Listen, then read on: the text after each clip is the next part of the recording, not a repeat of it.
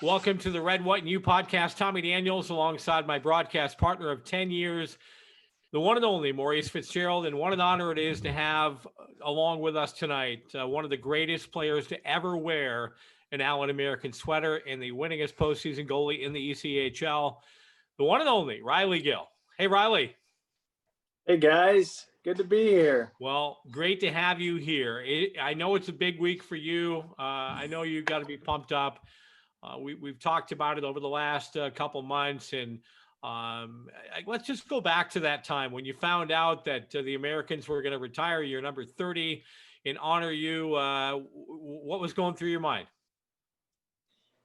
It's definitely really special for me. The first thing that popped into my mind really was, my first year in Allen here with just the greatest team we had. We had just a great team, great group of guys, and it just kind of made me think about all the great years we've had. I was fortunate enough to be here for 4 years, and it really just made me kind of think back at all the good times and all the good memories that I've had throughout my 4 years with Allen. And it started with that first year, that 14-15 championship, and we just had a stacked team and just so much fun. And really it just kind of goes back to that, it just goes back to the great memories. And I'm just proud to have been there and played with these great players.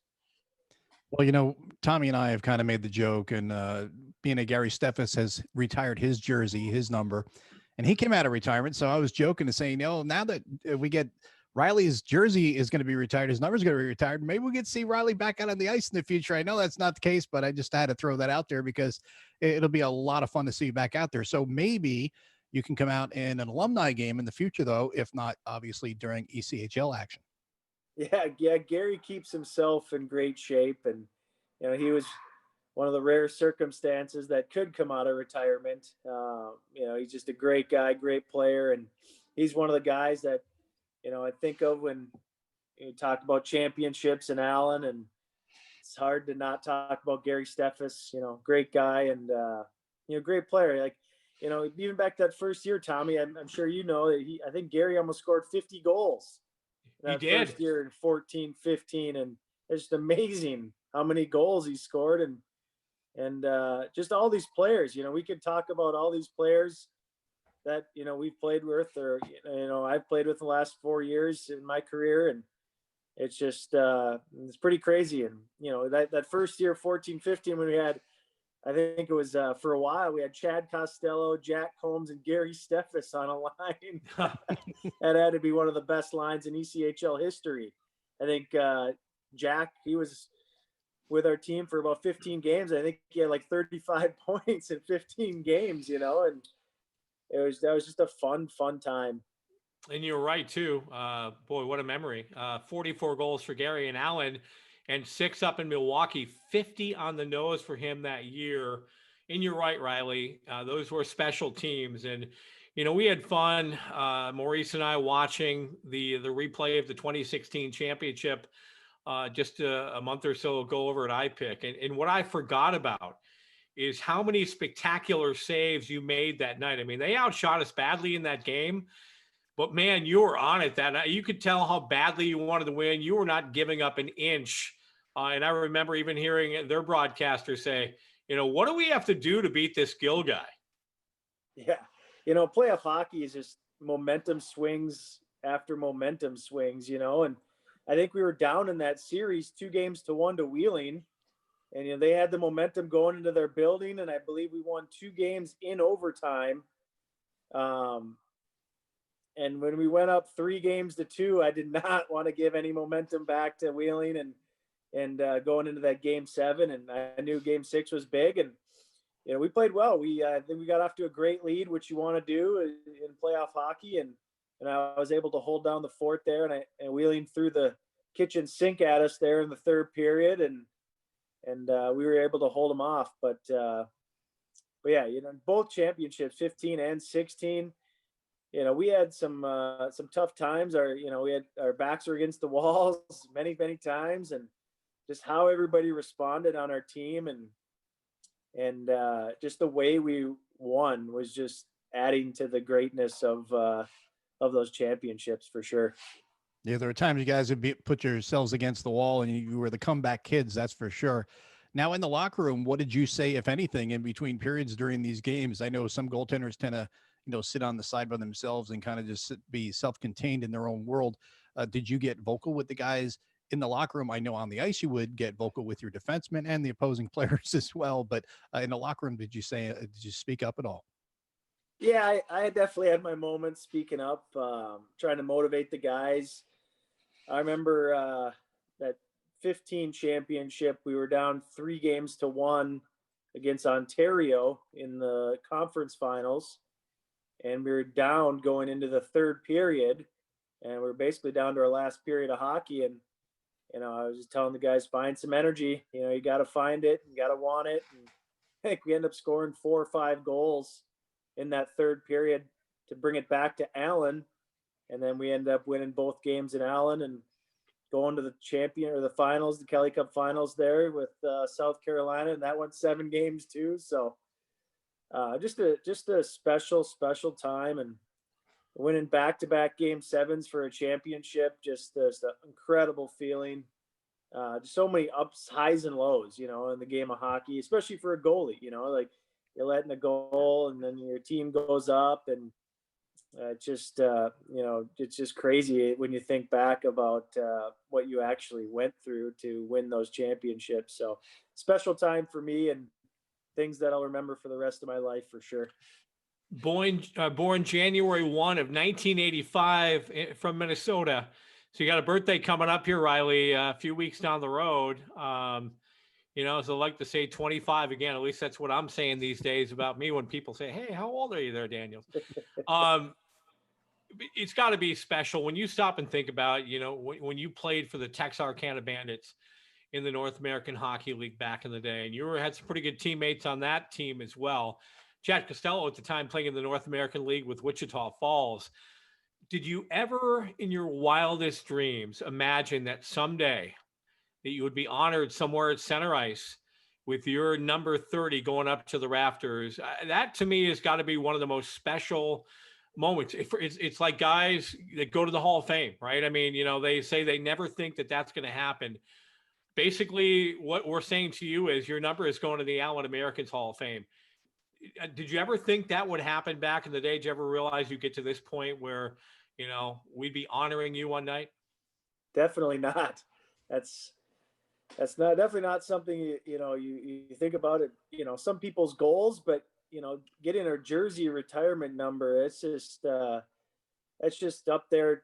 Hall of Fame, and just things that when you're playing the game that don't really think about, and those awards come after the fact, but definitely a special thing. And I think it still hasn't even sunk in yet for me, you know what I mean? And I think that once the time comes, and even a week or two after, it's just going to get more and more special for me. And like I said, just so many different memories flooding my brain from the great times, and and the championships and the bus rides on Big Red, and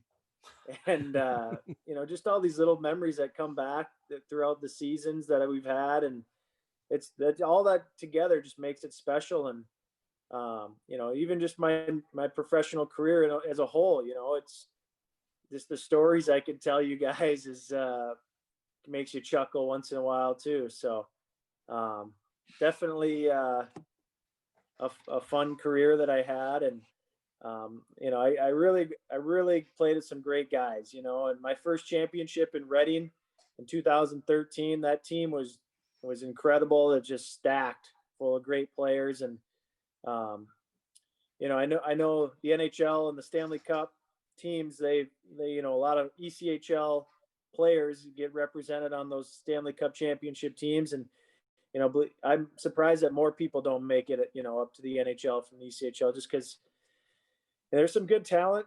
Some players fall through the cracks for one reason or not. But ECHL is a great league, and I was fortunate enough to play in it for as long as I did, and had a great time doing it. So Well, we talked about, winning the championships. Obviously, those are great moments, but you alluded to how great the trips were on Big Red. Well, talk about a really fun story that you can share with us here, your favorite one from a ride on the road on Big Red.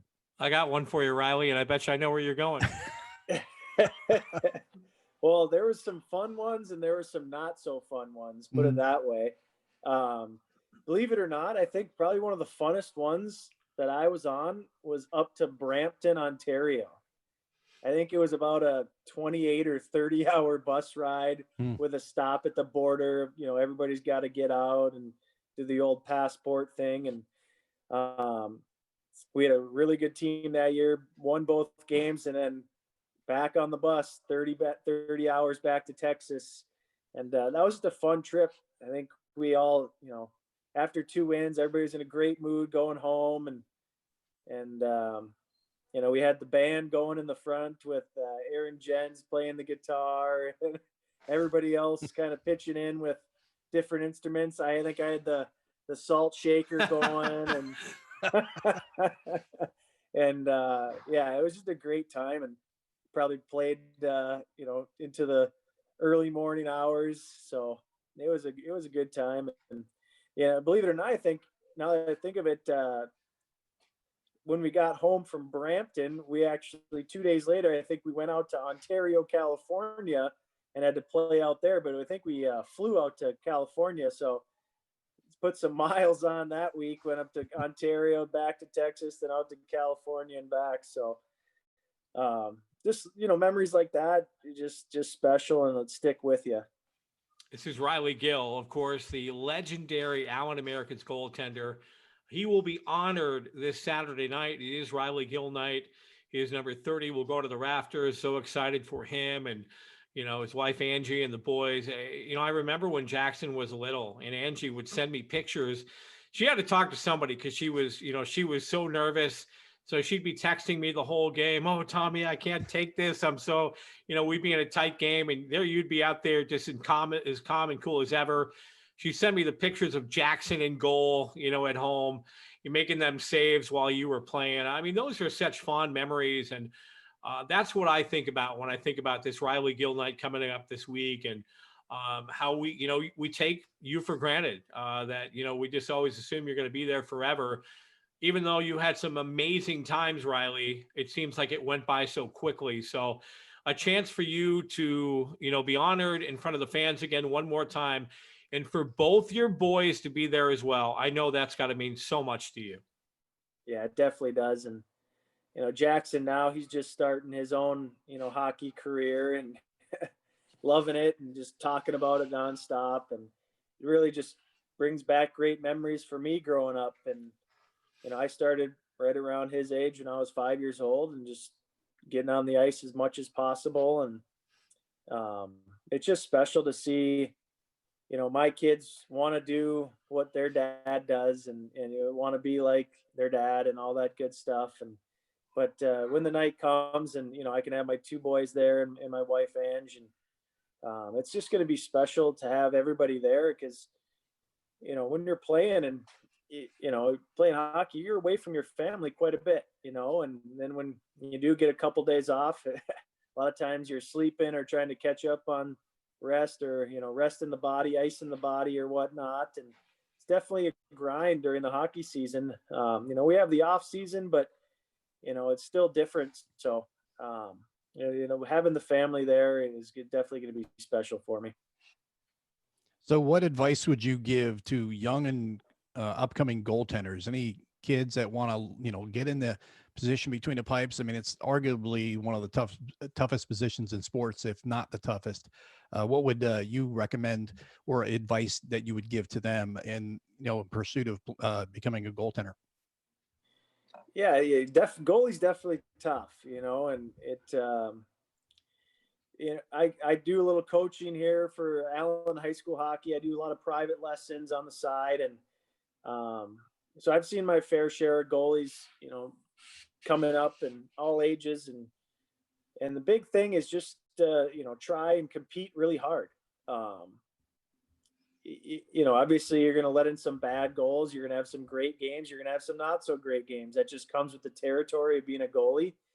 And, bouncing back after a bad game or following up a good game is going to make you go really far. And that comes with attitude and just having a great head on your shoulders, and it's easier said than done, to have that. A lot of goalies will let in 1, 2, 3 goals and get down on themselves and have bad body language and all that good stuff. And, that comes with, every player. But, if you can compete and just try your best and have fun doing it, it really does go a long way. That as a coach, that's what I see in goalies. I go, wow, that guy tries really hard, and if you're trying really hard and you're competing, you're going to probably get better than the other guy who's, going 50%, 60%, but doing better. You know what I mean? Mhm. And I think that if you can just stay, 100% focused and compete, that's a great, great thing to have for a goaltender. Well, I know my broadcast partner, myself, will be up in the booth. We'll be watching the ceremony down at center ice. You think you might get a little emotional when you're seeing that jersey go up to the rafters? Yeah, I think I definitely will. Just how my career ended. Definitely not how I wanted to go out. Championship 15, championship 16, goalie of the year in 17. Probably, I think we had our longest winning streak in that 17 season.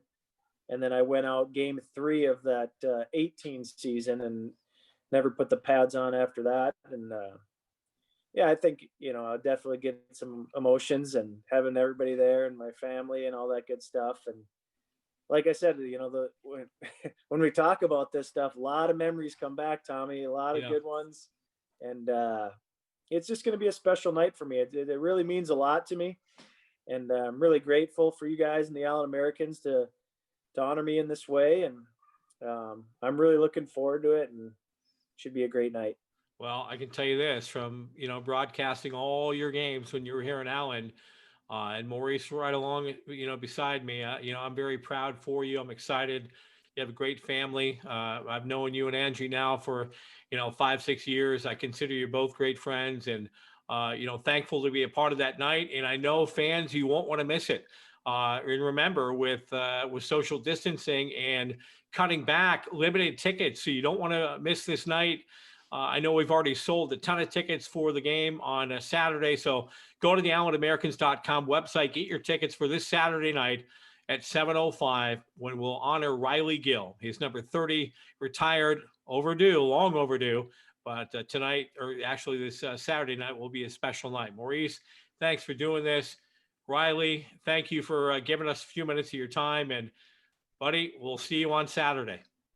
Thanks, guys. Take care. The one and only Riley Gill here on the Red, White, New podcast, brought to you by Bang Solar.